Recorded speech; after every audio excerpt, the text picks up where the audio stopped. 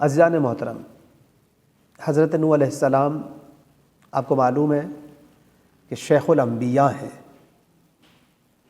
انبیاء میں سب سے زیادہ عمر کس کی ہے؟ حضرت نوح علیہ السلام کی۔ تقریباً 2500 سال حضرت نوح علیہ السلام نے عمر پائی ہے، اور 950 سال آپ کو معلوم ہے کہ حضرت نوح علیہ السلام نے تبلیغ کا فریضہ انجام دیا۔ 950 سال مسلسل تبلیغ کرتے رہے قوم کو، اور پروردگار عالم کی توحید کی طرف دعوت دیتے رہے۔ داعی حق حضرت نوح علیہ السلام، آپ کو معلوم ہونا چاہیے کہ حضرت نوح علیہ السلام نے کتنی اذیتیں برداشت کی ہیں اس دعوت توحید کے لیے۔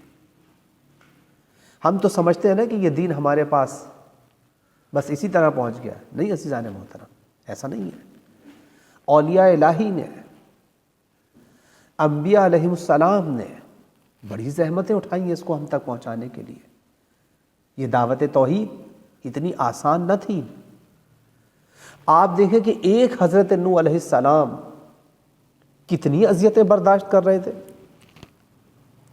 مسلسل پتھر کھا رہے ہیں، یہاں تک کہ قوم کے پاس جب کھڑے ہو کر یہ بیان کیا کرتے تھے کہ قولوا لا الہ الا اللہ، کہ ایک خدا کو مانو، کوئی معبود نہیں ہے سوائے خدا کے، سوائے اللہ تبارک و تعالیٰ کی ذات کے کوئی معبود نہیں ہے۔ تو آپ دیکھیں کہ ایمان لانے کے بجائے حضرت نوح علیہ السلام کو پر پتھر برساتے تھے۔ حد یہ تھی کہ اتنے پتھر برساتے تھے کہ حضرت نوح علیہ السلام پتھروں میں چھپ جایا کرتے تھے، یعنی اتنے پتھر تھے۔ آپ اندازہ لگائیں کہ حضرت نوح علیہ السلام کا کیا حال ہوتا ہوگا۔ اور جب یہ سمجھتے تھے لوگ کہ اب یہ مر گئے، اب نہ اٹھ سکیں گے، دعوت توحید دب جائے گی، تو حضرت نوح علیہ السلام کو پروردگار عالم اتنی قوت عطا کرتا تھا کہ دوسرے دن پھر پتھروں کو ہٹا کے آ جاتے تھے اور پھر قوم کو دعوت توحید دیتے تھے۔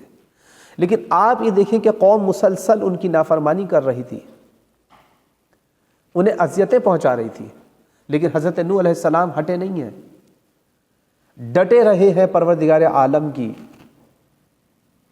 توحید کی طرف دعوت دینے کے لیے لوگوں کو۔ تو آپ دیکھیں کہ 950 سال مسلسل تبلیغ کرتے رہے حضرت نوح علیہ السلام۔ لیکن آپ یہ دیکھیں کہ کشتی کے اندر کتنے افراد سوار ہوئے ہیں، 80 افراد۔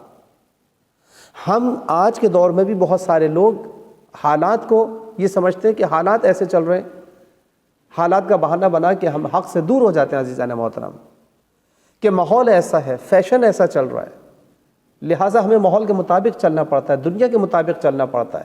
لیکن عزیزان محترم، یہاں پر میں آپ کے سامنے صرف 2 باتیں پیش کروں گا، توجہ کیجیے گا، اور یہ 2 باتیں، یہ 2 نکات ہماری زندگی کو سنوارنے کے لیے بہت زیادہ راہ گشا ہے اور نقش آفرین ہے۔ توجہ فرمائیے گا۔ حضرت نوح علیہ السلام نے جب کشتی بنائی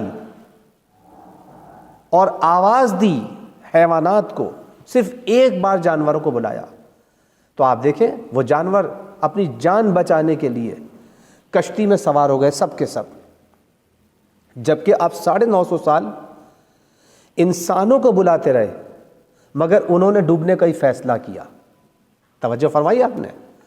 اور حضرت نوح علیہ السلام کے بیٹے نے اپنے آپ کو بدلنے کا کوئی ارادہ نہیں کیا، جبکہ وہ کہاں زندگی گزاری، اس نے وہ کہاں زندگی گزار رہا تھا؟ سب سے بڑے مبلغ کے گھر میں رہتا تھا، لیکن آپ دیکھیں کہ اس نے ڈوبنے کا فیصلہ کیا۔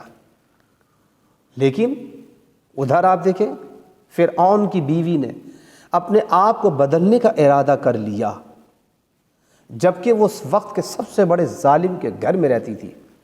تو عزیزان محترم، اس بات کی طرف توجہ رکھنے کی ضرورت ہے کہ حالات کا بہانہ نہیں بنانا چاہیے، راستہ ہمیں خود ہی اختیار کرنا ہے، ہمیں خود انتخاب کرنا ہے۔ لہٰذا آپ دیکھیں کہ حضرت نوح علیہ السلام کی قوم کی طرح نہ ہو جائیں کہ نبی ہادی برحق ہمیں آواز دیتا رہے اور ہم حیل و حجت سے کام لیں اور اس کی آواز پہ لبیک نہ کہیں۔ بس لہٰذا حالات کا بہانہ نہیں بنانا ہے، بلکہ اپنے آپ کو سنوارنے کے لیے اور بلند مقام تک پہنچنے کے لیے، درجہ کمال تک پہنچنے کے لیے راستہ آپ کو خود انتخاب کرنا ہے۔